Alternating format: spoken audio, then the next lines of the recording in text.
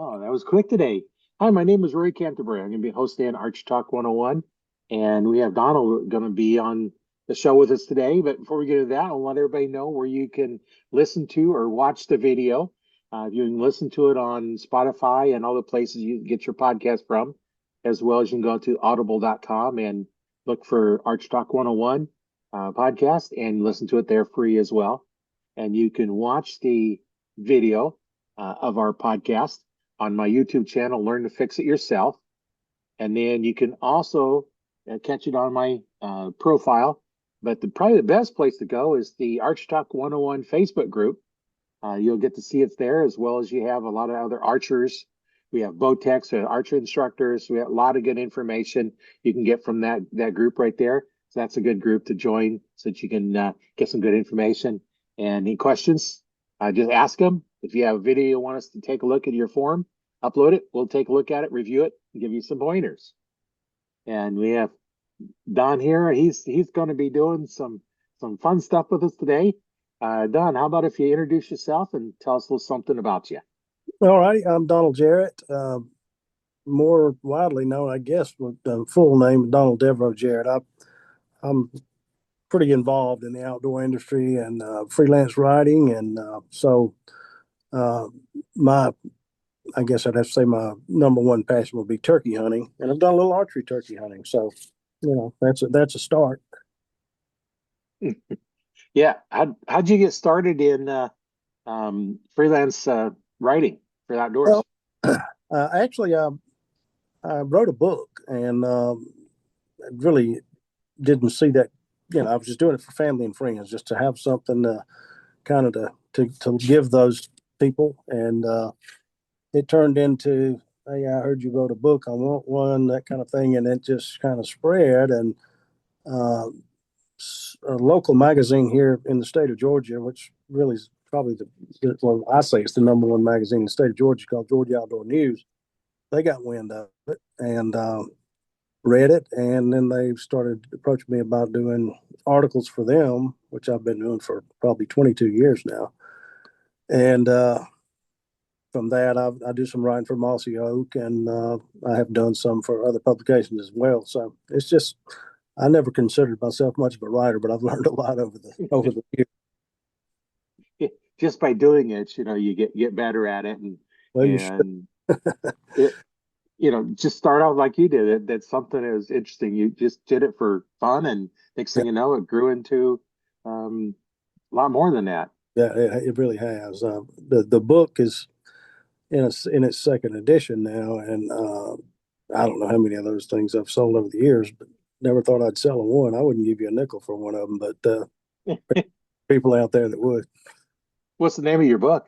Name of my book's Compositions of a Sickness. It's complete turkey. That's all it's about is turkey. That's majority of my writing. I'd say 99% of the writing I do is turkey hunting related. So it's a book about my own uh, personal experiences from day one up to about the first 10 or 12 years of my turkey hunting. And now I've been turkey hunting for 37 years. So it's time to write another one. I get that all the time. And actually, I've got about three other books in the works. I just have not finished them. So, Yeah, you'll have to let us know when you have it finished, and maybe we'll have you back on and sure. talk about the books. And right now, you've got a book we can talk about now. Yeah. So, um, what's kind of the number one struggle you see turkey hunters going through? Well, I think it's kind of a more than one thing, particularly nowadays, because when I got into turkey hunting, there was a decent amount of turkeys here where I live. None when I was growing up, but they started populating pretty well. And then I actually saw the peak of that, say around 2012, 2014, somewhere in that neighborhood, and really saw the numbers drop off. And so what new hunters are facing now is they think they want to get into it. There's so many YouTube videos and people, Penn Hody Project with Dave Owens, and a lot of these people, and they follow this and they go, yeah, that's what I want to do. And then they get out in the real world, and if you're not in a place that's got a lot of turkeys, it can be frustrating, and a lot of people give it up really quickly. the other thing is Turkey's a bad dude when he wants to be, and if you can't handle the beatings you're going to take, he won't stay in it long there either. So Yeah, that's quite a bit of information, where you just got to realize that, you're hunting, you're not going to a grocery store. that's right. That's right. If you just want to eat one, you might do better off just go grab one at the local market. But it's been a blast for me, and it never gets old. That's everybody that knows me has heard me say that more than once. It's just I never get tired of it, and I've had my share of whippings through the years as well. But sure feels good to wrap your hands around those scaly legs every now and Yeah, once in a while, it's always nice. then. So, what would you say would be probably the number one skill that you need to learn in turkey hunting? Patience. If you can't be patient, and by patience, that's a pretty broad definition there, but it's not just about sitting in one spot and sitting there all day. It means hearing a bird gobble and being able to hang around as long as it takes to get the job done. And sometimes you're still not going to, if you think about it, people say, oh man, you kill a lot of turkeys. Well, I should have as many years and hours and days and footsteps in the woods as I've taken. Uh, and you don't do that. It's not like deer hunting. I don't even think there should be a comparison between the two. Uh, I think that pretty much anybody can go out and kill a deer. Now you can set your parameters higher and make it a tougher a challenge, like the really big bucks and that sort of stuff. It obviously takes some patience there and some skill and perseverance and determination. But same thing with turkeys. But I think if you don't have patience, you're not going to kill near as many turkeys as you would want to, provided you want to continue to have success and do it year after year. Patience is number one. I think patience has killed more turkeys than anything else. Yeah, you're not going to get them to do something they don't want to do. That's for sure. No, never. The turkeys will not do anything they don't want to do, and you hear that too all the time. People say, "Well, I made him do so and so and so and so," and no, you just hit on the right note. You hit the right thing at the right time, and sometimes you recognize what you did and how it came to fruition. But then there's other times that you don't have a clue. It just happened. He just showed up. But uh, I promise you, he did it because he wanted to. Yeah, that's definitely one thing. You can't really control them, and unless you tie a string around their neck and pull them in. Last, But you can tie a string around their neck, you can already kill them. So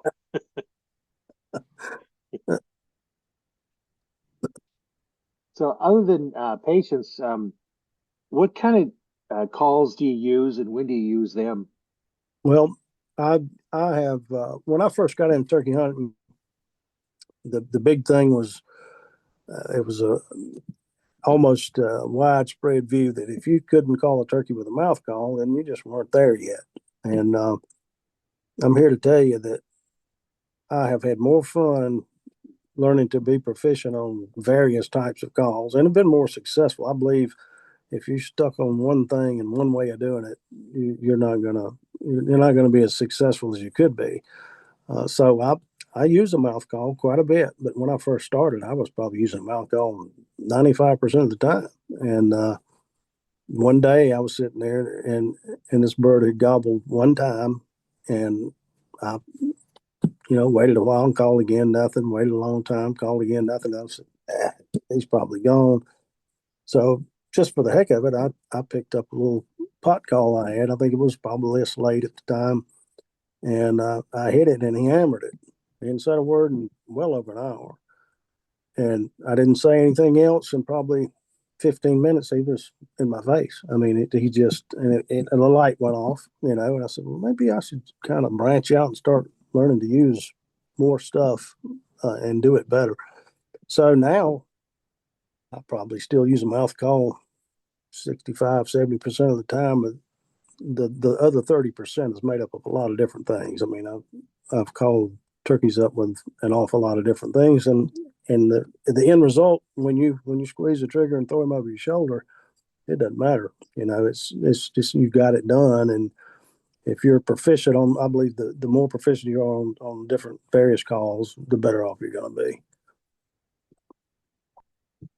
Yeah, there's a lot, the old box calls and then the slate calls, and then they get all these other variations of the slate call with different materials and the different strikers and all kinds of different stuff. I even took uh, a part of a aluminum arrow. I mean a carbon arrow, Yeah. and um, just with the arrow by itself wouldn't work.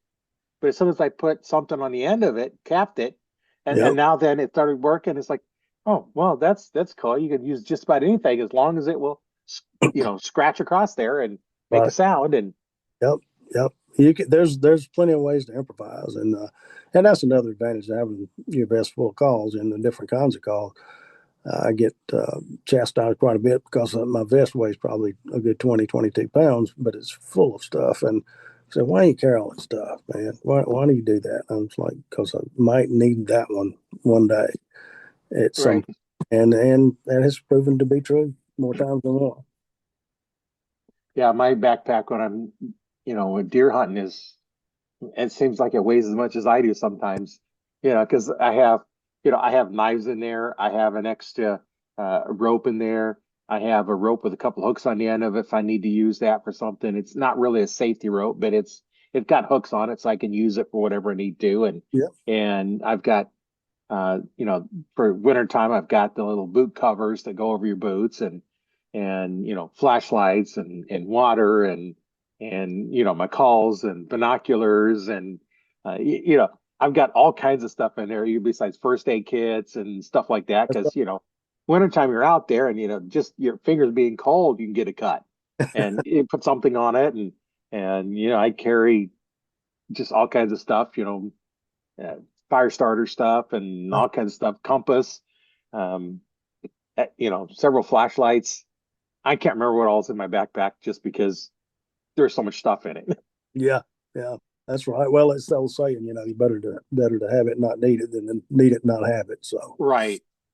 And I'm not going on any hunt trips where I might be walking for 10 miles a day, yeah, up and down mountains. Then I'd probably consider what I'm carrying. But most of my hunts, I'm within a couple hundred yards of the vehicle. that's right.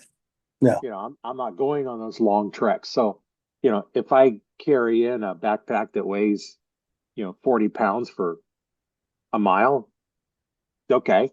yeah, Normally I'm not back that far, maybe a couple hundred yards, right. but I have everything I need. And sometimes I drive up, park in the field and, walk a couple hundred feet away and or less than that. And Yeah. so if need be, I can just go back to my vehicle.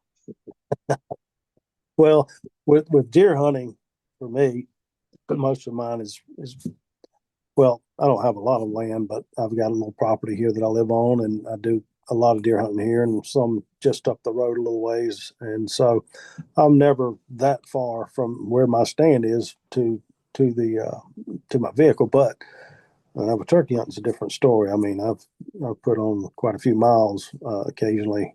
Uh, just depend on the situation, what it calls for. But yeah, I can be in South Dakota in those canyons and be way back in there, and you start coming out of those with that 20 pounds on your back. It's like, I need a light load.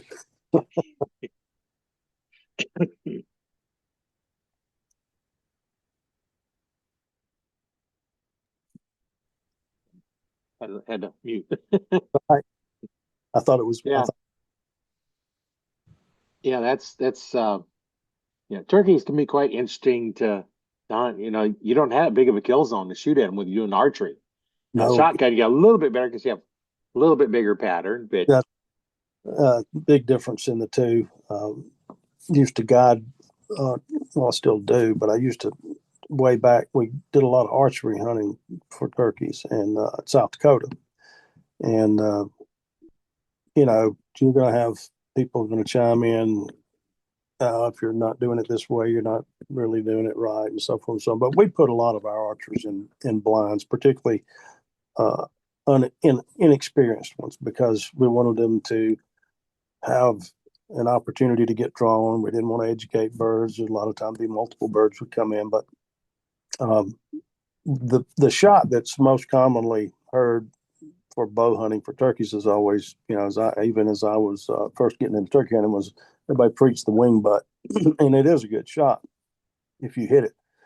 If you miss it, being as where it is, it's real easy to miss anything vital, and the bird could go off and just die somewhere. And finding a turkey that's been hit with a bow, wounded, is a terrible task. It's hard, but we always uh, told our guys to shoot them in the hip joint, and the hip joint would just drop them, and all the vitals in a turkey, except for the head, are high and back.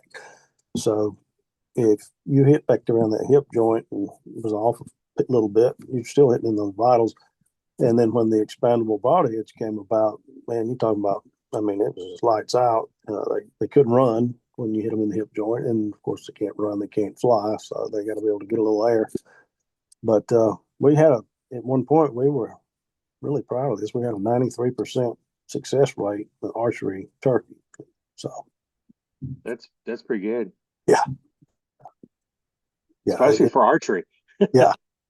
Well, for a long time we were 100% gun wise, but the archery being 93% was pretty phenomenal. We just had some people that, if you couldn't get the nerves down and get that bow steady, they'd miss, and of course everybody's going to miss from time to time, I suppose. And uh, but I did a little bit myself and was able to be successful with it. But the hip joint was the place to hit for us. That's what we always liked. And I got a good friend that lives here in Georgia that's he's killed 104 with his bow, 104 turkeys. So he's got it down, and he doesn't use blind.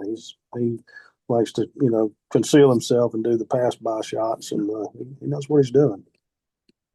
Yeah, that's a lot more challenging, especially if you don't have experience at doing that, because they pick up movement. Oh gosh, so quick, and the hunt's over, and then of course there again, difference bow and shotgun, and bird walking away on alert, and he's spooked, and it's really hard to get a good bow shot then. With a shotgun, still pull it off a lot of time. You have a little more error available to you with a shotgun because you get that nice big pattern. Yeah, Although with an extra full choke, you don't have big pattern, but still much yeah. bigger than an arrow. Yeah, well, with the chokes that are available today, and the loads and so forth, and the guns, everything's going on up. The first real turkey gun came about. It was I want to say it was the Winchester Model 97, which was in 1897 when it came out. It coincided with the first legal turkey season in the United States, which was in Texas in 1897. So I've got one of those guns, but I've never taken it turkey hunting. But it was my dad. So, but anyway, now the turkey guns and loads and chokes that you see now, it's just a matter of being too close sometimes. I mean, if you're shooting at 10 yards with these chokes today, you're shooting your barrel pattern is basically all what we call it. It's not, it hasn't even had time to expand. So, shooting a bird at a good ethical range, which I call, 40, 45 yards in the end.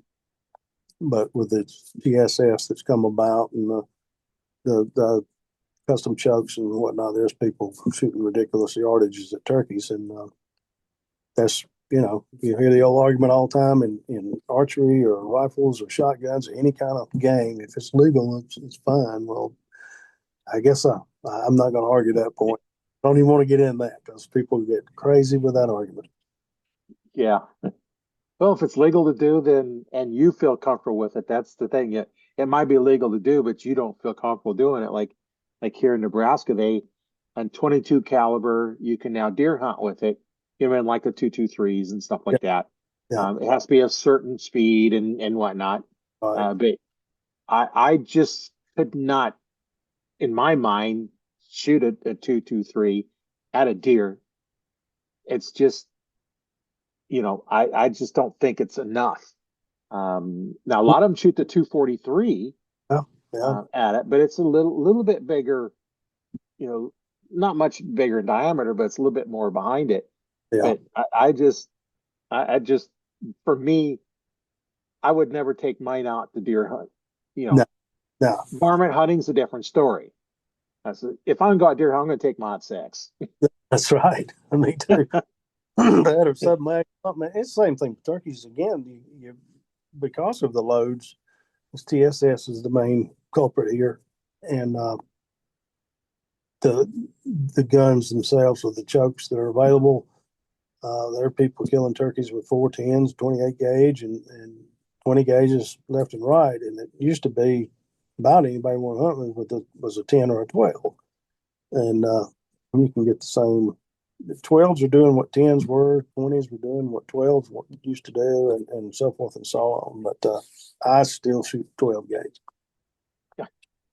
Yeah, mine's a 12, and I do have a 20 that was my. It's interesting. It's a J.C. Higgins bolt action, bolt Yep. choke. I hunted with it a lot, pheasant hunting, and I never shot right away because it's full choke. I needed my pattern to get a little bit bigger, and it was a bolt action. I only got one shot anyway. Yep. Even though I might have 5 or 6 in the chamber, I only get one shot because you can't work the bolt quick enough to get a second shot at a pheasant. And Right. so I would always wait, and then I was able to drop some pretty long arches, Yeah. because of the full choke in there. Um, but it's kind of interesting. My grandfather mailed that U.S. mail, that shotgun to my dad when he was in Idaho. Okay. I have the box with the postage on it. Well, Mailed U.S. mail, a shotgun from Omaha to um, Glenns Ferry, Idaho. wow. How old's the gun? Well, we I moved back from there when I was born in 55, and so it was right in 55, 54, 55. I don't remember exactly when it was on the date on there, Right. but that was 70 years ago. You could just mail guns. You could order them online and get them, and you know Right. Yeah. now they don't even want you to have guns in the post office. No. No. Heck, my dad, and I've got this gun as well now. He got a Browning, a BAR 30-06 in 1973. Paid roughly $300 for it, and got it through Sears and Roebuck. When it came in, and he went up there and picked it up and brought it home, and it's just times are still changing. I mean, there's change every day, and Yeah. some for the better, and some just for the sake of change. And I've never agreed with that. No, back then, when I was in high school, even in the 70s, I was on a rifle team. We Mhm. shot 22 rifles in the basement of the high school, Yeah, yeah, and we'd go to different tournaments and other high schools around here, and we're carrying our 22 with us, going into the school and everything else. No big deal, and of course they weren't loaded. We yeah, knew you didn't have the ammo with it. You had it separately, but you still carried ammo. You could yeah, have very easily loaded. They're single shots, bolt yeah, action single shots, because we were on a rifle team. We weren't shooting, long ranges. We're shooting the 50-foot targets, and all precision. And we had 10 targets that we shot at, and there was actual 10 rings. The 9 ring was the diameter of the 22, and as a dot in the center to get 10 points, you had to hit that dot. So you couldn't beam off more than half the diameter of a 22, which is, 22 thousandths. And so if you're off more than 11 thousandths off the center, you only got 9 points. jeez. How many times did you win? We won quite a few times, but my best prone was like 98, 99. I forget which one it was. I never was able to get that 100 perfect shot. I'd always miss one or two would be off just Yep. enough. And then you go in, kneeling and then standing, and they'd seem Yeah, to drop about 10 points each one sure. up. So, um, yeah, when I got used to shooting, my steady stick is automatically with my arm, and Yeah, that's how I used to shoot. And I went up to Canada moose hunting, and I'm shooting with an .06 with a 4-power scope. The moose is filling maybe a third of the scope, And so it was, good 250, 300 yards away. I was on top of one mountain and it was almost up that next hill, almost the other one. So I had a nice backstop and I'm shooting standing, with my Yeah. elbow into my hip. And I, that's how I shot my moose standing. I don't need a steady stick. Why carry around a Yeah. stupid little stick when I have one built in? Well, that's right. That's all about just like with archery. Is I've not touched my bow since the end of archery season here in Georgia last year, but my tradition ever since I started bow hunting has always been Fourth of July. When Fourth of July gets here, then it's every day, and I still enjoy it. It can be kind of brutal down here because I mean, opening day, early part of September, and man, it's hot. It's like 98 degrees, and humidity's right there with it, and it takes the fun out of it the older you get. So Yeah. Well, I'm probably not going to go outside for the next couple days because it's supposed to be like 102, 103. And here in Nebraska, we have a lot of humidity. So it actually yep, we feels do. worse because you can't Right. sweat it off. What part of Nebraska do you live in? On the eastern end between Omaha and Lincoln, that's where I'm at. Okay, I've do quite a bit of hunting around Boyd and Holt counties there, around some close to proximity to the Niobrara River, and uh, trying to think of some other. That's right there near Butte, Nebraska, in that area, and then a lot up into South Dakota there in Gregory County along the Missouri Break. So familiar with your country out there, and I love it. I must. I've been going forever. I've been going out there 31, 32 years, I guess. Oh, yeah, that's a while. Yeah. Yeah, I mostly hunt around here. Well, the one property I hunt is, I think, 3 miles from my house. Yeah. And the other one is a mile, and then across the highway, and I'm a mile to the highway, and then that's the field, about 80 acres. Yep. It's almost always most of it's in crops. There is a creek that runs through there, so there's a little bit of a bank in there, not a real high volume for deer, but Right. they do come through there because you see tracks, quite often, and turkeys as well. Yeah. Yeah. And then the other property is one of those that you have. It's more of a corridor through, mostly at night. Yeah. They do come during the day sometimes. Yeah. It's nice about trail cameras. You can put them up and figure out, Yeah. okay, are they coming through the day, and what can we change to get them to come during the day? And Well, there's another. I talked earlier about how some people jump on people when they say the wrong thing or you're doing it wrong if you're not doing these kinds of things. Every type of hunting seems like they have a shortcut now. When I started deer hunting, we had no cell phones, we had no trail cameras, we had no food plots. We just hunted food sources, bed areas in between, and day, whatever we felt was the best time to go, which was every chance we got. But now, with all the things that we have that help make it a little better, a little easier for us, and some people stand over here and criticize. If you're not shooting a longbow or a recurve, you're not a true archer. So I'm like, come on, well, I always like to say, what's the definition of archery? A stick with a string flinging another stick. yeah, Does it fit that category? Then it's archery. sounds good to me. I was like, prove me wrong. Yeah, You, you ah, know, a exactly. compound is basically a stick with a bunch of wheels and stuff on, but it's a string flinging another stick. That's It just right. so happens nowadays it's normally carbon for Yeah, the stick. uh, Crossbows, what is that? You've got the recurve limbs and some not compound ones, but it's basically a stick with a string flinging another stick. yeah. Your longbows and your recurves. What is that? A stick with a string flinging a stick.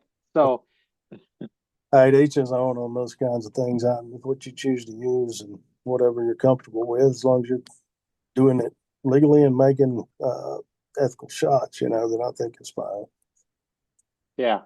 Well, and then nice thing about the crossbows is you can get people into the field, into archery that normally would not be able to get there or wouldn't have a desire to. Like you Right. take a rifle hunter that hunts for deer. Okay, here in Nebraska, you get 9 days in November and 9 days in January, and that's it. That's the only time you have to shoot a rifle. Now, muzzleloader, you got the whole month of December, but it, around here in Nebraska, it can be pretty brutal in December. Yeah. And well, just like now, it's going to be over 100, but there we can easily have below zero temperatures. Sure. And, you know, the rifle hunter that would like to get into more hunting, more deer hunting season, Hmm. what are they going to do? They're going to pick up archery, but maybe they don't want to go through all the learning curve it takes to shoot a compound or even longer curve, for recurve That's right. or longbows. So pick up a crossbow because it shoots close enough like a rifle. You hold it and shoot it like a rifle, except you have to cock it Yeah. and you get best with one shot instead of multiples. Right. With a rifle, you can get multiple shots off. Sometimes, depending on if it's a semi-auto or if it's a bolt action. Yeah. I prefer the bolt actions, just because I'm not going to take multiple shots anyway. Um, I got to tell you a story. When I was working at Bass Pro over here, a guy come in, the barrel was blown out, Hmm. just split the barrel. And come to find out, the second one he did, but he was shotgun. I think he was over. I was been only shotgun for a long time.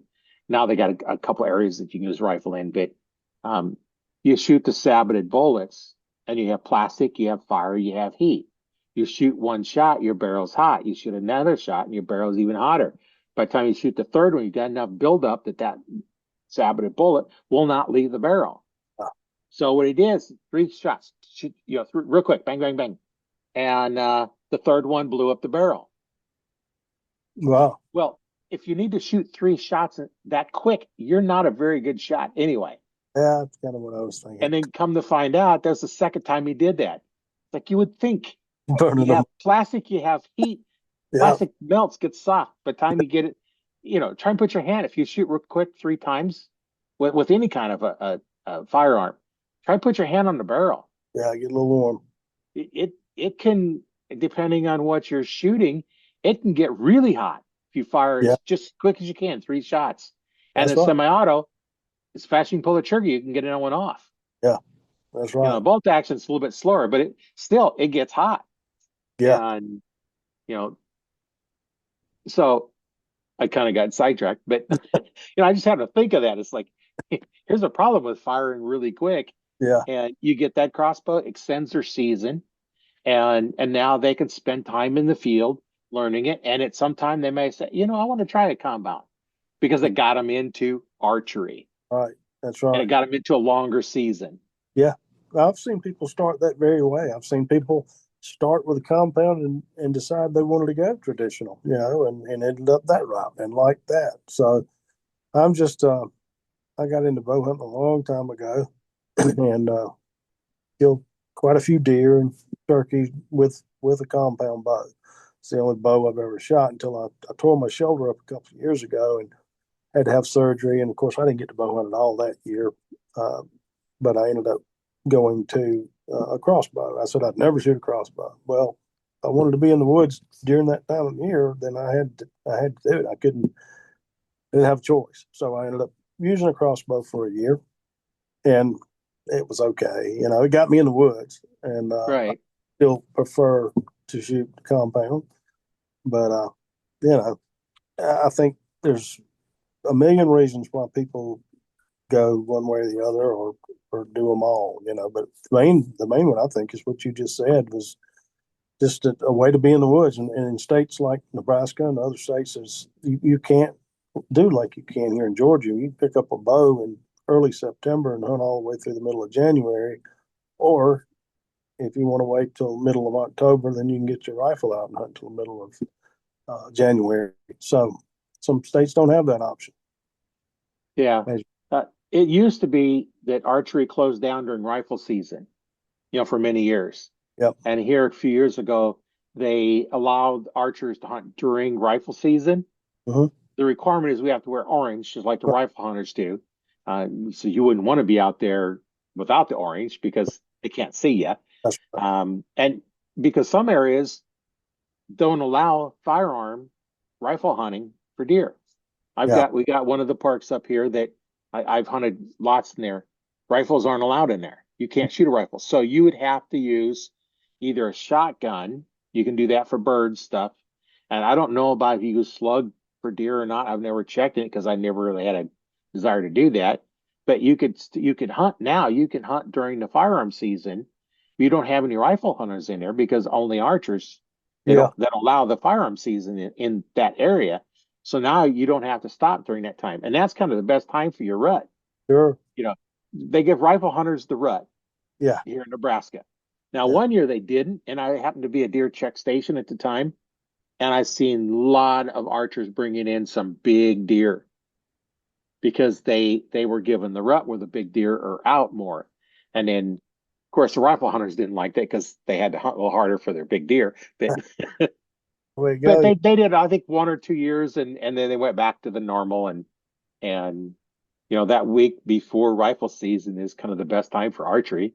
Uh, Because the rifle hunters aren't in there yet. They're starting to get out there moving, and yeah, it just kind of makes it nice. And sure, sure it does. I think, I guess, like even here in Georgia, it's pretty much standard across the board the way I just told it. But it's also sometimes dependent on the landowner and the section of property I lease. It's not real big. It's about 500 acres, but we can only bow hunt it. We're not allowed to take a gun in there. So, you want to hunt the property, this is how you got to do it. So, bow it is, that's fine. and that wouldn't bother me because I Yeah. prefer to archery hunt, Yeah. with my bow, as opposed to rifle. But if it gets out there to get the meat, I have no problem using the rifle to Yeah. take deer. Yeah. Well, Oh, I've taken way more with my bow than I have on the rifle, but yeah. Well, the only problem that I have with that lease is that we, it's really not that, it's not very conducive to bow hunting. It's a lot of pine plantation property involved in that total lease, and I mean, there's not even a tree to climb, And of course, you can hunt on blind. I just always like being out and opening up a tree. It's just how yeah. I've done it. But there's little pockets here and there that we hunt, and then we've got one section of it that's it's a lot of swamp property, so there's some good bow hunting opportunities in there.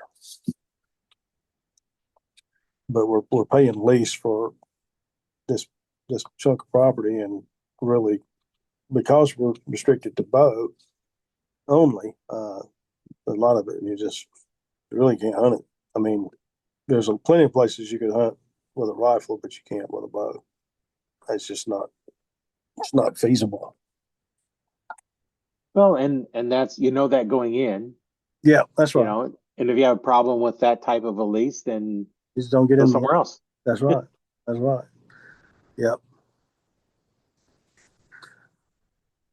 Yeah, you got to be, respectful of, what the landowner Sure. wants, Absolutely. and that's how you get onto some of the good properties and do Right. that. And maybe later on he'll decide that, okay, I'm going to allow, um, depending on how many evidence, say, okay, I'll allow you this day, you use rifle this day, Yeah, and then you go out one day for a rifle and just use the archery to scout. And that's right.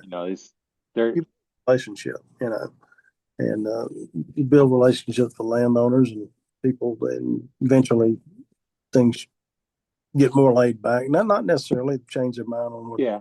what you hunt, but where and how and all those things get better as time goes by if you build the right relationship. Well, if I was a landowner and I didn't personally know the person and how they hunt and everything else, I would probably restrict it to archery only because you're safer. You don't have stray bullets coming at your house and stuff until you learn how this person is, and then later on, maybe once they get comfortable, know that you're a good hunter and you're gonna be safe with the firearm, then they might let you. Yeah, yeah, And maybe not. Maybe he just don't want fire. He just want archery. He likes the traditional. that's right. And that's okay too. I mean, at least we got a place to hunt. And I guess I've got between what I own and what I've got leased right here close to my house, within basically walking distance for me, I've got probably 500-600 acres, and there's only 5 of us in it, so that's fine. Especially when you're talking about archery, that nobody you can hunt a little tighter together if you need to hunt certain places. So that's a good thing about archery too. It's not like with rifle, you kind of want to be spread out better, and with archery, Right. not you don't have to as much, but we Yeah, can be. archery, if you're 100 yards away, 150 yards away, That's you're not generally even going to hunt the same deer. But if you're 100 yards away with a rifle, yeah, you were right on top of each other then. right? Yeah. My rifle that I use is sighted in dead on at 200. Yeah, So we got some really good deer out there in that neck of the woods. It's beautiful country, Nebraska, South Dakota, and I love it. And I plan to possibly do an archery hunt in South Dakota this fall, just depending on whether I can get days from my real job away in that time. I take so much of my vacation in the spring of the year that I'm very limited as when I can get off in the fall, other than off days. So yeah, if you're going to take a trip to Nebraska or South Dakota, you got to have more than just a couple of days. yeah, you're gonna need a couple of days just for travel time. That's right. Yeah, it takes me 2 hours, two days to get from my house to where I hunt normally up there, and so it's going up and hunting a day or two is not an option. It's hang in there for a while. Yeah, if you got roughly 4 days travel time, you need to have at least 4 days hunting time, if not longer, to make it worthwhile to go. You're right. And I've always taken majority of my vacation every year uh, in the spring of the year. Well, before I got into turkey hunting, it was more fall stuff. But if I had to pick the one thing, it would be turkey hunting, regardless of what you're shooting him with. That's the thing. I would rather turkey hunt than any of it. But so when I take vacation and go around and hunt different places, and primarily South Dakota, Nebraska, but sometimes I'll hit other states around the country, and I need a lot of time to be able to do that. Yeah, that's true. You got to consider travel because you're not going to fly in. Yeah, need my truck. Yeah. What are you gonna do once you get here? Yeah, Rent a truck to go hunt? and then hitchhike, I guess, drop me off at the draw down there. But um, like I say, it never gets old, so I don't mind that. Just hit the road and see what happens. It's all about the memories anyway, and there's a bunch of them out there waiting to happen yet. So I look forward to every one of them. Yeah. Yeah, that's definitely the nice thing about it is all the memories you get while you're out there, the adventures you go through Sure. and stuff like that. But so speaking of memories, what's kind of your most memorable hunt that you've been on? Oh, good gosh, there was so many. It'd be a turkey hunt, I'm sure. I got one and a half years ago. Took a guy in to hunt a spot in South Dakota, and he was archery hunting.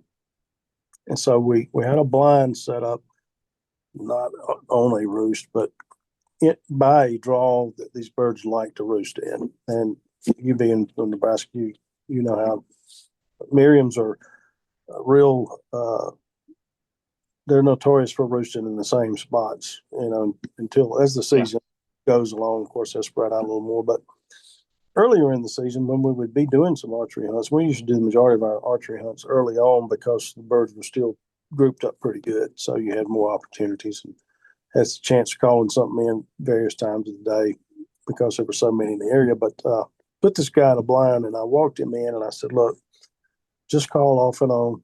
I'm not going to sit in the blind with you. Just call off and on.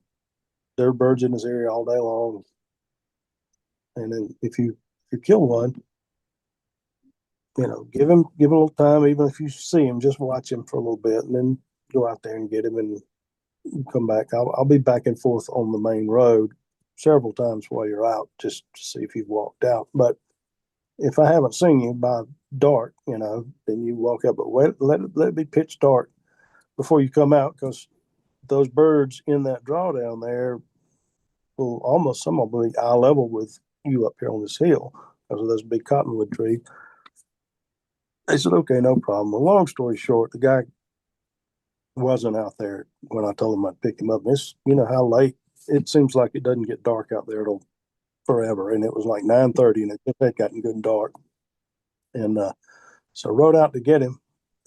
He wasn't there. I sat in the truck for a few minutes thinking, okay, he should be here any minute. So finally I got a little jittery. I thought, wait, and got turned around in his prairie and gone somewhere he shouldn't have. So I took off. And when I got close enough to where I thought he could hear me if he was in the blind, I whistled a couple of times and I saw a flashlight flicker way over on the tree line. I said, okay, there he is. So I walk over there to him and I looked down at his quiver and he's got no arrows in it. So it looked like he had a little action. And he said, yeah, I did. I said, well, what happened? Well, again, I'll shorten the story for you a little bit, but he missed one at 20 yards fairly early, not long after I had gone. This bird came in and he missed him at 20. And then he had another one come in, he missed at 15. And he had another one he missed around 20, 22. This went on until he's down to his last arrow. He's missed, I think, 4 birds to this point with his bow. But the deal with this guy was he was so high strung and he got so jacked up, he just he couldn't get his birds under control. Well, he's sitting in this homemade box blind thing that we had built to just stick over there and leave. And it had a little window in front of it, you know, plenty of room to draw and sit back. And it was painted black inside, so you'd disappear. And he said, I heard this bird gobble, and I called. And a few minutes later, he gobbled, and he was really close. I said, he's coming.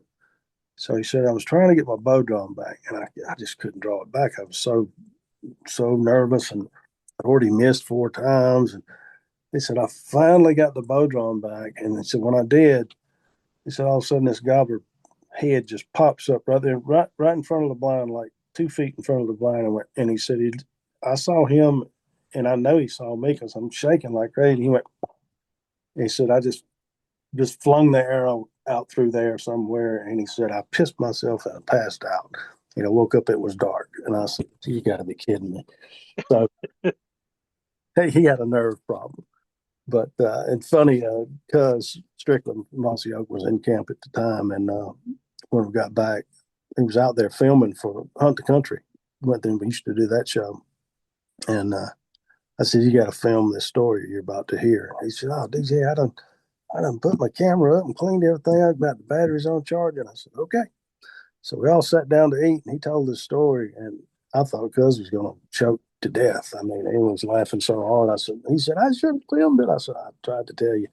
But that's one of my favorite memories. And you know, all those times, even in any walk of life, it should be, but the outdoor industry, if there's one thing that I'll take home with me when it's all said and done, that will have been of more value to me than anything else, is going to be the people that I've come in contact with. I've met some of the greatest people throughout from all over the country, you know, and that's been a true blessing to me. It's been that's been my favorite part of all of it, between uh, the guiding and the working with Mossy Oak and Jeb's Chokes and Pistol Creek Outdoors and just all of those things are great. They're fantastic in their own right, and I'm very blessed to be a part of those. But the people have really made the most difference to me. Yeah, that's kind of a common theme that all archers say the same thing. It's the people we meet and Yep, the experiences we have, and all those stories that we get to tell, and just all the different things that we go through and memories that we have. And um, that's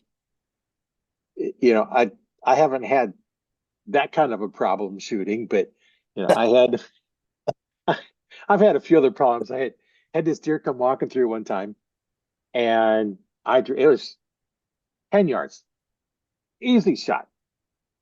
I drew back and I shot and I missed it. Like, how am I gonna miss it? So then I always carry a field tip with me, just cause okay. I'll draw that back and then whatever. Yeah. And if I have a squirrel or something, I can shoot them with the field tip because it kind of impales them wherever you shoot them. Yeah. So I picked out a leaf.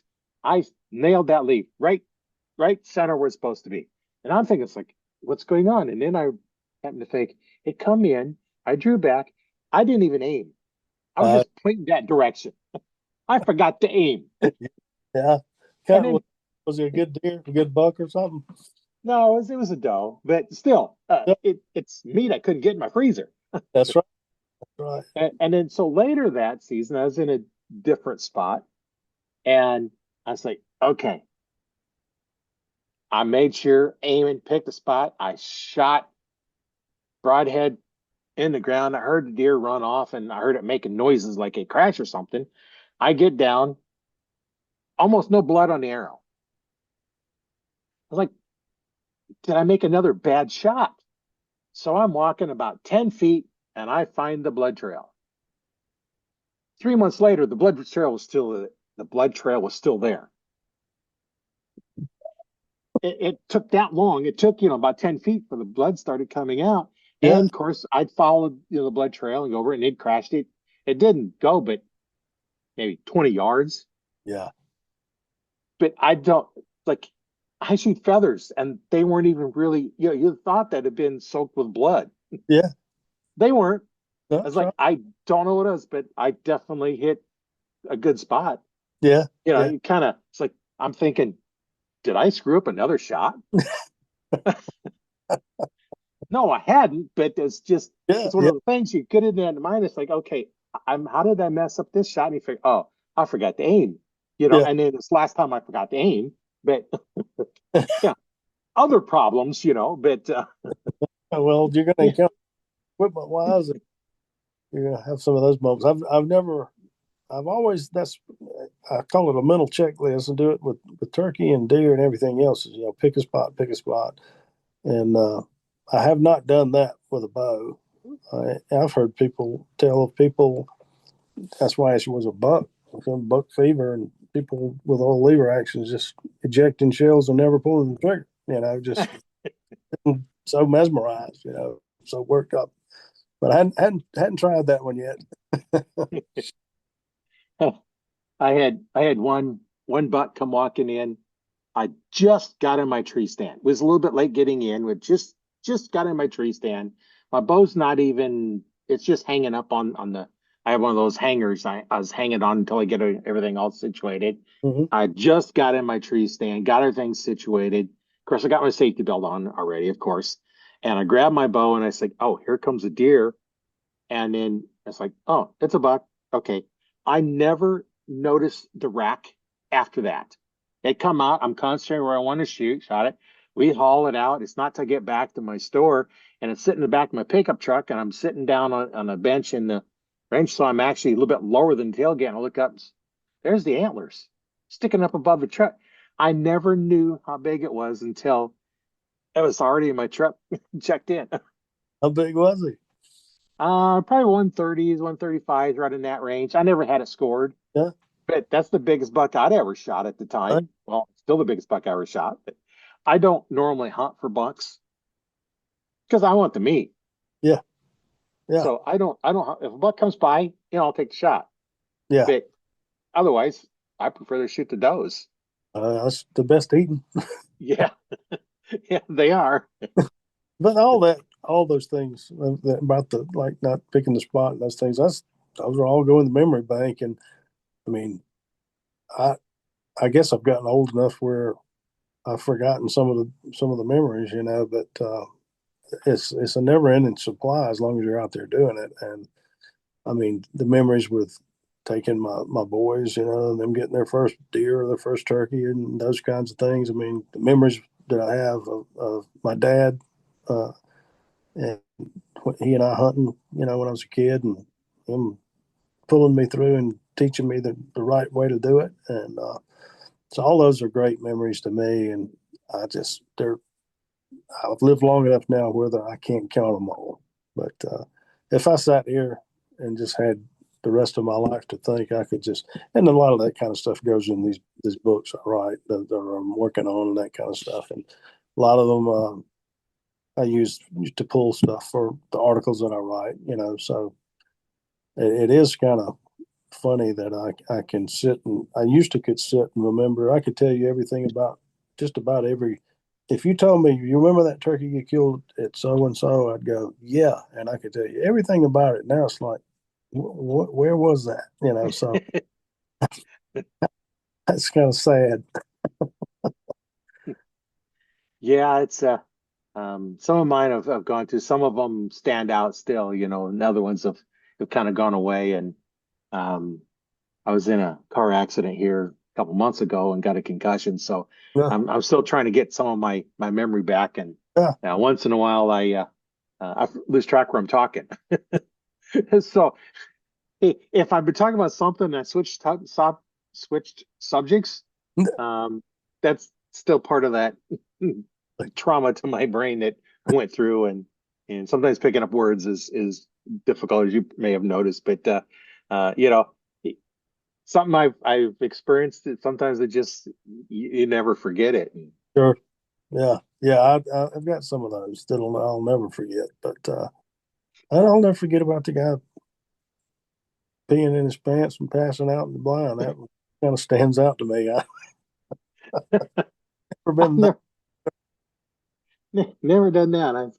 I remember one time though, I was in a blind turkey hunting, and it was getting to like 9 o'clock or something like that, and we'd been there for already 3 or 4 hours because we get there early and set up, and I was tired, kind of dozing off, and all of a sudden I dozed off and I heard something go smack into the plastic decoy. It was one of the hard plastic decoys. Woke up, look, here's a coyote. Thought he had some free meal. And it's like I didn't it run off after a little bit and stopped out there and then looked at it. It's like, what's going on? So I could have got a coyote if I hadn't dozed off. But Yeah, that was one of those things that you don't forget. And no, you see a lot at different times of the year out there that you wouldn't see otherwise. I'm so thankful that my life has gone in this direction and being able to get out and experience all the things I've been able to experience over the years and making those memories, of course. But you know, it just never gets old. None of it gets old. I mean, if I'm not outside, I kind of get in a pouty mood in the summertime. We're like you guys out there and some good friends I've got in various places of the state and up north, you know, get snowbound, get stuck inside in the winter. It's so cold and brutal, and you just think, well, it's kind of like that here in the summer. And I know y'all have some hot stuff up there, and like you're talking about coming up, but man, it's getting, we're hitting 92, 93, 95 here already, and it's a build, and it's what it's going to do by the end of this month, 1st of July, all the way through really through September. It's just nasty hot down here. It kind of takes the fun out of it, but you got work to do. We'll start planting food plots and that kind of stuff, which is pretty big down here, and uh, we'll start that up the end of August, 1st of September, and see what happens after that. And hope you get enough rain to get them established. yeah. Yeah, sometimes you never know. You plant your garden, it's like, okay, do I need to water? And Yeah, then you get a week straight of rain, yeah, and then you get drought, and then rain, and then drought. And uh, yeah, if you get them started, they generally do pretty good. But sometimes getting them started is and keeping them alive the first few days is can be tough.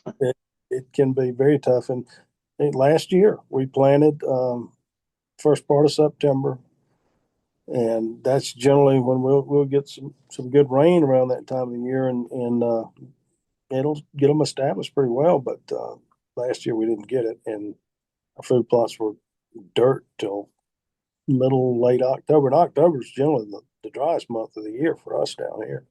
So, but we've been getting plenty of rain here lately. About every day we're getting showers, and we already had one today, but now it's heated back up. But that's the thing down here in the South at this time of year when your days get hot and they stay hot, and these things build up throughout the day, and then in the evenings, afternoon and evenings, you'll get a thunderstorm or something pass through, give you a little drink of water.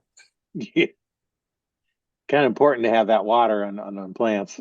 Can't do without it. No.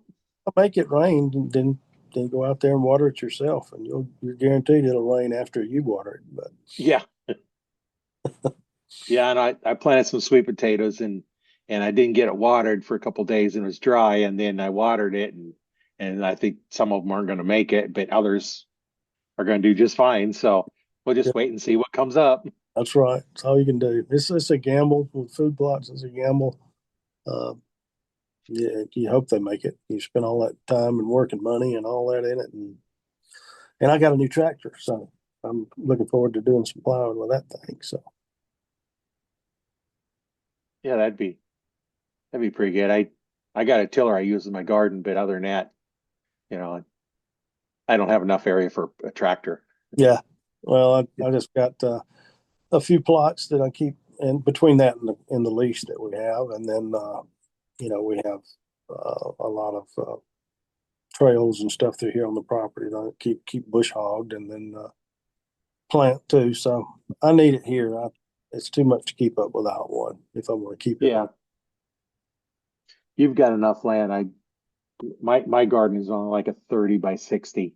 Yeah, So it's it's not that big, a tiller does a good enough job and mulch over it. And then of course the best grass that's coming up is in the garden, of not the course, rest of the yard. So always. they're weeds in the garden and I want them in the yard and they're weeds to me in the garden.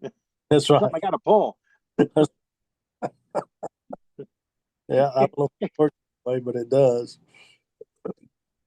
Something I was going to mention when I was talking about, of course, I was talking about turkeys, but you asked me what new hunters face challenge wise. What is the toughest thing? And one of the things again is the population decline, which is seen in various places all over the country, and it's just there's something going on, but the problem you may have in your area is not the same as what I might have in mine, and so forth and so on. It could be different, and it's not any one thing. But I'm proud to say that we have an organization. It's called Turkeys for Tomorrow that is really doing a lot of great research and coming up with answers to some of these problems. And I think we need as many people on board with them as we can possibly get. So if you haven't seen Turkeys for Tomorrow, I highly encourage you to look at tft.org, turkeysfortomorrow.org, and get on there and see what we're about and do your own homework. And if you feel led to join us in this fight to try to help these turkeys, they need all the help they can get.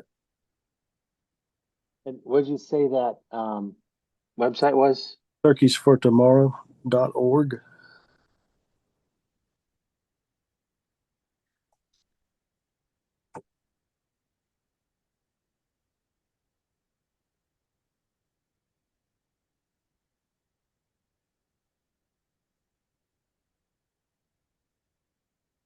I can't spell. Welcome to my world. If I did not have spell check, I would not have written a book or an article yet. Okay, there we go. I finally got it. It's like instead of being turkeys, it's Turkers. I put R instead of a Y, and Truckers. okay. Well, let me. I'm going to actually share it, and we can show it. So you should be able to see it now. Yep, that's it. For those listening, you'll just have to get the video to see some of the cool stuff on here. But um, yeah, let's just kind of go over this, and we'll kind of show kind of the some of the stuff on here. There's an about us, Yep. um, and then there's team partners. Um, here's some of the board members,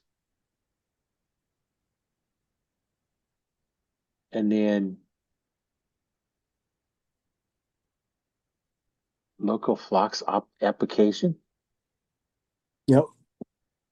If you are interested in the flocks is, I guess for ease of terminology would be the similarity between that NWTF calls chapters. So Oh, okay. we're growing, and it's not going away. It's here to stay, and it's a great organization. There's super people involved with it that really care about what's going on with the turkey, and got some great supporters, and we're growing as we speak. So I highly encourage you at least check it out, give it a look over, and see if it's something that you would be interested in, and if you would wanted to start a flock somewhere in your neck of the woods, then they will help you through the process. But like I say, turkey needs all the help it can get, and you're always going to have people go, "We don't have a turkey population problem. We got plenty of turkeys here." And if you do where you are, that's great, and I'm happy for you. But I'm here to tell you, I've watched the turkeys in this area where I live, just for an example, go from fantastic to nothing. I'm talking about you can't even hear a bird. Go for a week or two and don't hear a turkey gobble, and it's turkey season. Something's wrong, and that's hard, Right. especially if you love it. So if you've got plenty of turkeys, then you need to do all you can to continue to have them. And unfortunately, all that's not up to man. You know, we got Mother Nature's Right. mean enough. She doesn't need our help to knock turkey population down. But when you've got things that you can do to help it, then that's what we need to do. So I highly encourage everybody to check that out. It's a fantastic organization, and there's always pushback. Oh, it's just another organization wanting my money. Well, I don't know if you've ever run a business, but it's hard not to. It's hard to run a business without a dollar. You got to Right. have do studies and research and whatever. But like I said, we're growing, and a lot of cool stuff on there. Memberships available in various ranges, depending on what you would want to do. But talk to those guys. Get on the web page. I learned of this organization a few years ago. My good friend Ron Jolly is the one that basically is his brainchild. He thought about this thing, and what can we do? What can we do to help the turkey?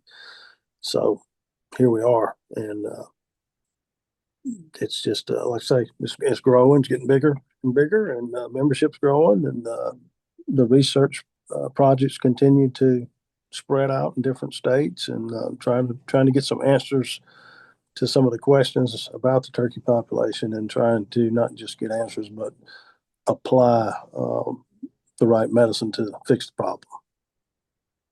Yeah, I know. Right at the corner, about a mile away from me, there had been, a flock of about 3 dozen, at least 3 dozen turkeys Mm-hmm. I'd see quite often. And then they kind of disappeared, but we'd had a major flood that flooded probably 6 feet above flood stage, Yeah. because it not only flooded that, but the road into where I'm at, plus the highway was flooded over.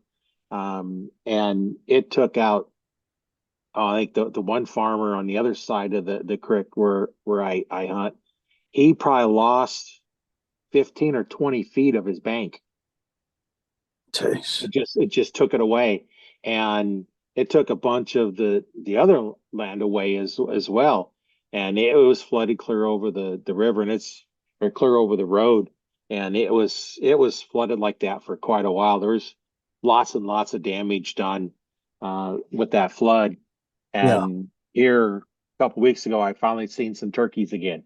Not many, maybe only about a half a dozen, but Yeah. that's a major reduction in the turkey population, Yeah. um, on just on that. And there was, uh, a lot of it was gone. The whole farmer's field was all flooded on both sides of the road going out, both sides of the highway.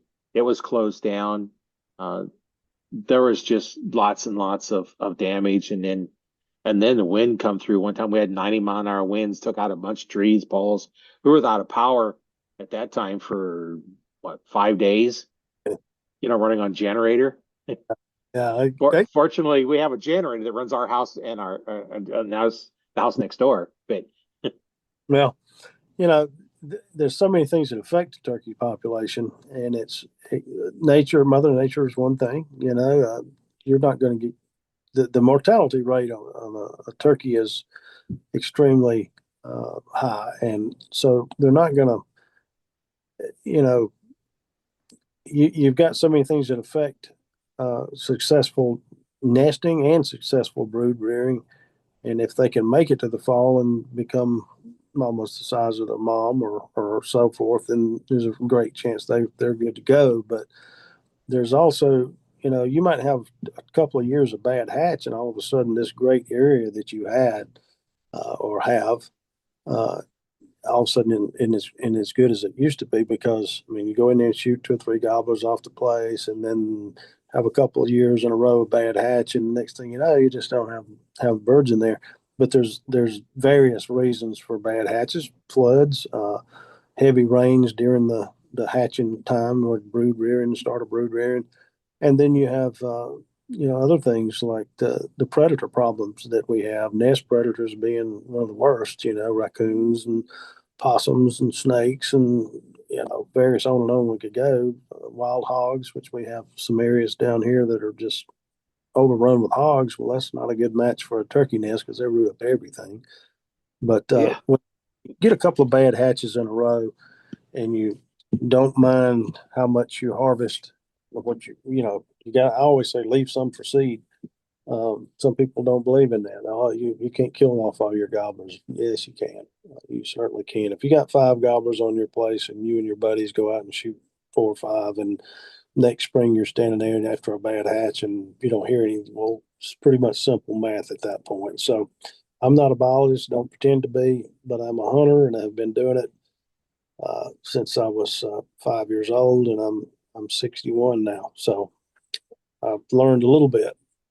Yeah, like I said earlier, you can't help but learn something if you pay attention some of the time. Right.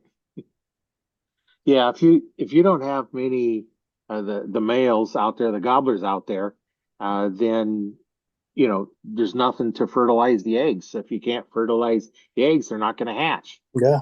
Well, they're So play. They got to have the gobblers in the hands, and just everybody's got their own way of doing it, management, whatever, so called.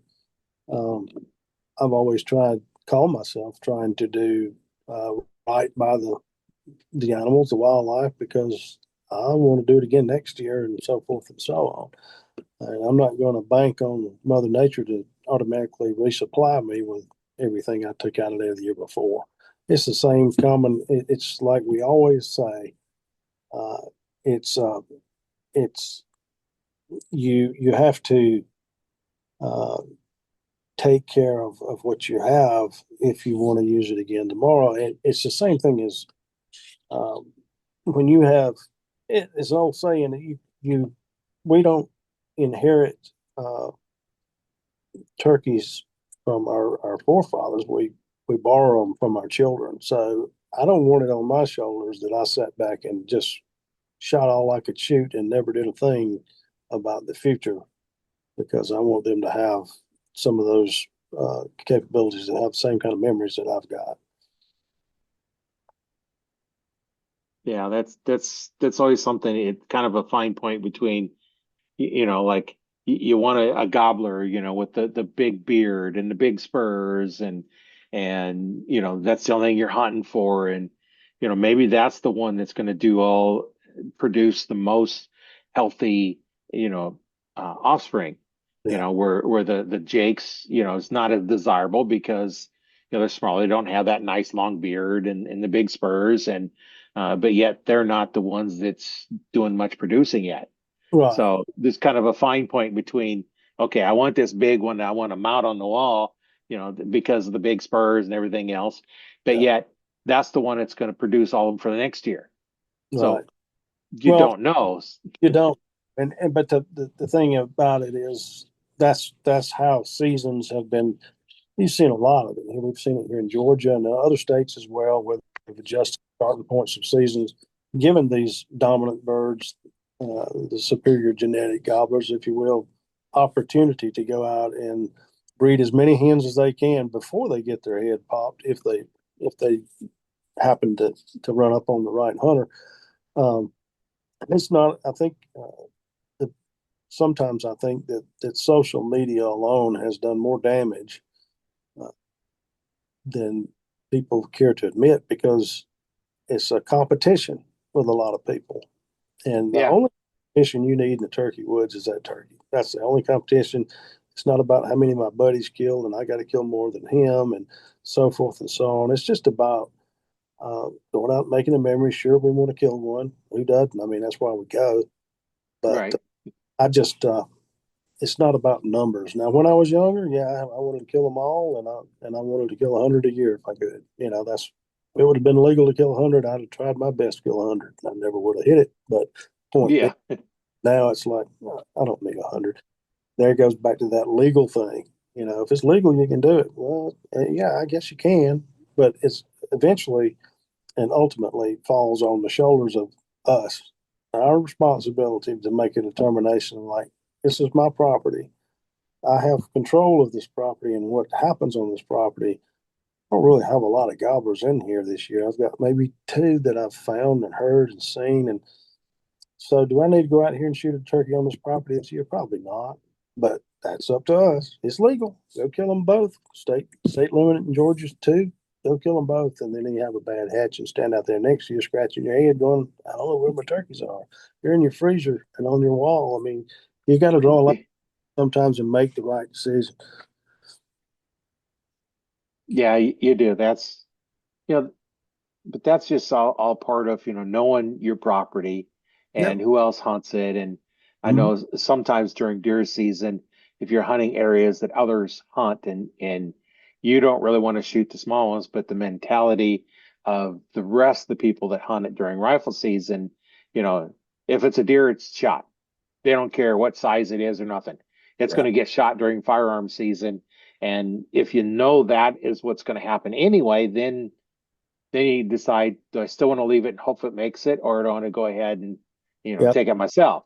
Uh, See you that, know, and that's a shame. When I was a kid growing up with my dad, it wasn't about size and all those things. It was just going deer hunting and the camaraderie and all, and people sharing stories and telling about the deer they saw. And now everything's a secret. Everybody's got pressure on somebody to, that deer's not big enough, you shouldn't have shot it, that kind of stuff. Now, me personally, my journey has taken me down a path where when I was a kid, Daddy didn't frown at me if I shot a 6 point or a 4 point or whatever. He went deer hunting. Hey, congratulations, son. That's a good deer. And that was all it was to him. We ate it. Then it got to where I'd really like to kill a really nice buck. Well, then you got to start letting some of those little dudes go. You right? gotta wait. And I waited and waited, and I started killing some better deer. And fortunately, I've killed some really good deer in my time, and deer that I'm proud of. But it's it's this bickering amongst each other as hunters has got to stop, and this getting on kids in particular. When they shoot something and some guy pops in there and goes, "Oh, that deer would have been a good one next year or 2 years from now." I'm like, he's a good one now to this kid, so let this kid enjoy it. Right. Keep your mouth shut. But you're always going to have one or two that's going to pop off and start that battle. I just ignore it. I try not to even Yeah. get in conversations. Well, and I know I told mine that your first deer, I don't care what it is. If it's a deer, shoot it. Yep. And now for your second one, let's talk about not shooting the fawns. Yeah. But if your first deer is a fawn, great. That was a good, especially if you're doing archery. Yeah. Any deer with a bow is a good deer. Yeah. That's right. you know, and then if your first one is a fawn, then fine. Then now let's talk about letting the fawns walk and waiting for something else. Yeah, You've got one already, that's right. and after that, then start working for at least an adult. And for the longest time, I could not tell you if it was a fawn or an adult. I had no clue how to tell. Yep. And then I was watching one of those hunting shows one time, and they actually made a mistake and taught something. No, a lot of the hunting shows are just, showing off how nice a deer they shoot and stuff like that. But they taught the fact that you look at the nose and the back of the head in the relationship to the eyes. If the nose to the eyes is the same as the eyes of the back of the head, it's a fawn. The nose to to the eyes is longer on an adult. Okay, now I can look at it and tell. Or, So now I can tell if it's an adult or fawn because there's some it's like I could not tell and I shot it and this thing I know it's a little button buck yeah, because I had no clue at the time, right, how to tell.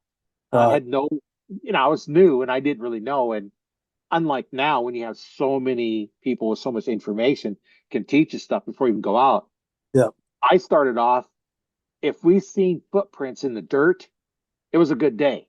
yeah, yeah. I We didn't remember have to see a deer. We just had to find prints. And that absolutely. was a challenge at times. Yes, it And was. then it got to where, okay, I seen a deer. It might have been in the field I was driving home or something, but we Yep, seen a deer. Oh, that's right. great day. We seen a deer. And Yep, then you start getting now you're starting to see him. Oh, I seen him while I was in my tree stand. yep, And now it's like, okay, now I'm getting shots. yep, They're in there, and now I can start making the decision of to shoot or not. And my decision is always if it presents a shot, shoot it. yeah, And then as I got more experience, then I let some walk and just I didn't shoot them because they were fawns or something. And I had a little button buck come in one time, spent 10 minutes around my tree stand giving me tons of shots. I wasn't going to shoot him because he is my perfect decoy for a yeah, bigger buck. yeah. A bigger buck comes in, he's going to look and run off. And I know there's a big one coming. He'll know it before I do. That's well, the longer you do it, you should learn. I cringe when somebody tells me they've been hunting for 15 years and they've never been successful in terms of harvest or whatever. There's a reason for that, and I'm not critiquing anybody. I'm not knocking them or saying they're terrible hunters, but if you want to get better at something, then you pay attention and you work harder to try to learn as much as you can about the animal and how you need to go about killing it. So, opportunities come and you got to make the most of them when they do. And if you don't, then that's on you. But I laugh at some people because some people tell me, "Yeah, I used to turkey hunt," and I just never did really get into it. And I'm thinking that's so Greek to me because I can't imagine my life today without turkey hunting. Now, I didn't start turkey hunting until I was 24 years old, but I would give all my deer and fishing stuff away. Just don't touch my turkey stuff. I'm not giving that until I have to. So uh, I can't imagine it being any different. But it's opened a lot of doors for me. Uh, the turkey has opened up a door for freelance writing, which has been a blast.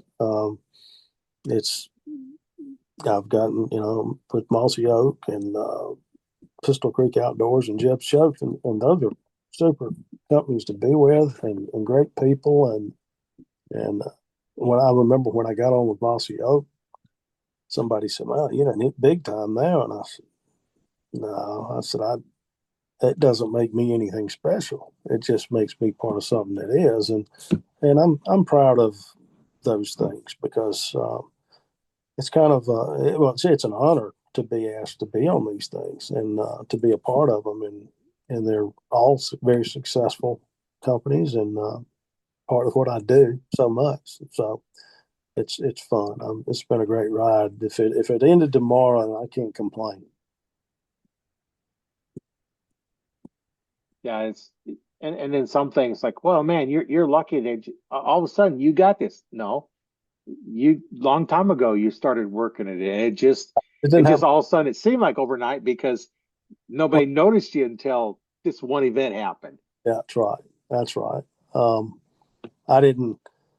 I never thought I'd be part of any of this kind of stuff, and I didn't seek it out. I didn't go, "Hey, can I be on this, or can I get on? Can I get on?" And it just all these things just happened when they were supposed to. Um, and I'm not ashamed or afraid to tell anybody. The Lord has blessed me immensely throughout my life, and I guess He's given me plenty of mental and physical abilities and opportunities, and not just in the woods, but in things that coincide with it that are part of the industry. I don't I don't care if if I'm ever on another one, or if these companies one day down the road, I'm sure our relationship will have to go away because I'll get so old I won't be able to do any of them. But right now, in the meantime, I want to enjoy it, and I'm very appreciative of the opportunities to work with these people. Yeah, and I've heard several stories like yours where they start off doing something just because they like doing it, and that was something they had a passion for, and then next thing you know, something else happened. Next thing, they're where they never thought they'd have been, Yeah, and it's not because they went after it. It's like, well, I want to be on this show. I want to do this. I want to do this. No, they just start doing what they did. Next thing they got noticed, this happened, and then something else happened, and then something else happened, and they just kind of worked their way. Next thing you know, they're where they never thought they'd have been. yeah. It's like you asked me 20 years ago, would I be doing this? Like, no, I wouldn't. that's that. Yeah, I'm not. I don't really care to do that. And next thing you know, that's where you're at. It was never a goal for me. In fact, I didn't even want to. I had a friend of mine named Cal Marsh that got me into turkey hunting, and he aggravated me for 2 years. And I'm serious. He aggravated me. He was like, "Come on, man, we got to do it this spring." I'm like, I'm not interested. I just go bother somebody else with that. I don't care anything. Little did I know. And the first day I went to Turkey Woods hunting, I was bit. The first gobble I heard just wrapped me up and consumed me, and it's never let me go. So, but that wild turkey and the road I've gone down with it has taken me down these other paths where these other things have come to me. And like I said, I'm not anything special, and it doesn't. You know, it's I was very humbled and honored that these people would ask me to be part of what they have. But now I got a little piece of it, and I'm going to enjoy it while I can. It's been real good. Yeah, I know. You just never know. I know there is an event that a sport that I wasn't really interested in doing, and they finally convinced me to go, and now I did it competitively, and I still do it. So, Yeah, um, it's I'm 70 and I've been doing it for well since high school. So, yeah, since probably almost 60 years now. yeah, yeah. Well, that's part of what you do. I I don't know what I'd be doing if I wasn't doing what I'm doing in my life now. I can't imagine it any other way. But man, it's a stack of memories that when you get memories, you get so many memories, you're forgetting them. And then you've got a bunch of them. So I've been really blessed with those. Yeah, sometimes almost need to start writing them down like you did your things, Do it. and it's like these are stories, and every once in a while one will pop up in your head, and That's exactly right. Make a few start notes. writing them down, and Hey, you can and do it. You can do it. A lot of people have asked me, and I've thought about writing a book and this, that, and the other. And I'm like, man, do it. And well, what all's involved? And I said, nothing more is involved than you just making a few notes about something because from time to time, and you've done it too, I'm sure most of us have that spend any regular amount of time outdoors, it's going to come up and you go, man, that'd be a great story for a book right there. Or, you know, and if you'll make a note of something, go one day. Just my first book started as a journal. It was just for me, and then I said, well, maybe my kids will read this one day, and they'll say, oh, let's see what Dad did back in 1989. yeah, And then I was looking at some stuff one day because I had written a pretty good bit, and this was it. I didn't even have a computer. I was pen and paper, had a little composition book, and I got to looking back through there, and it was neat to me because I could remember everything like it happened yesterday. But I was thinking, nobody's going to read this crap. This is dry as a bone. So I said, do it over there. But I kept keeping notes and stuff. And then one day I said, I'm going to write this in story form, make it a little more interesting. So I started writing, wrote everything pen and paper. And then a buddy of mine, Bobby Knight, really close. We got it together, hunted all over the country together. And he said, he was over at my house and he saw these notebooks. He said, what is that? I said, that's my turkey book. That's just what I called it. He said, turkey book. Yeah. He said, can I read it? I said, you can try. I said, it's not very well put together and it's chicken scratch. They said, let me take it home and read it. Long story short, it was 2 weeks before I got it back because he read it. One of his brothers read it. His mom and his dad read it. Just what I'd written to that point. And he gave him back. He said, Mama said when you get that published, she wants a copy of that. And I was like, getting it published?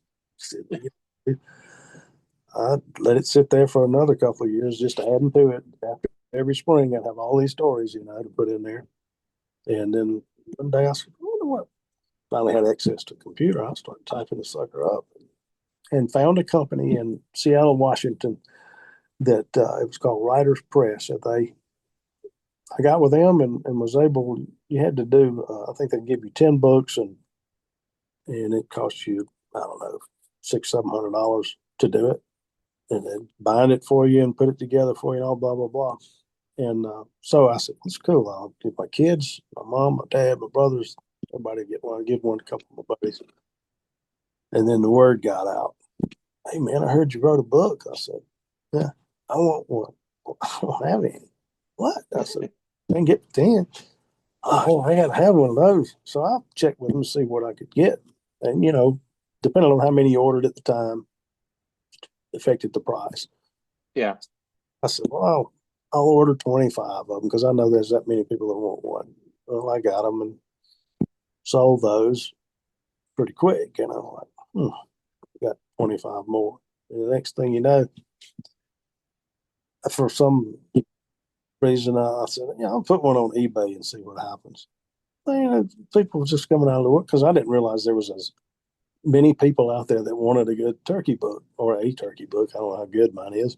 Been pretty good to me. It's been pretty popular. But this guy finally retires in Seattle and shut it down. I said, well, that's it. It lasted. It was good while it lasted. And people were still asking me occasionally about this book. I thought, it's out of print.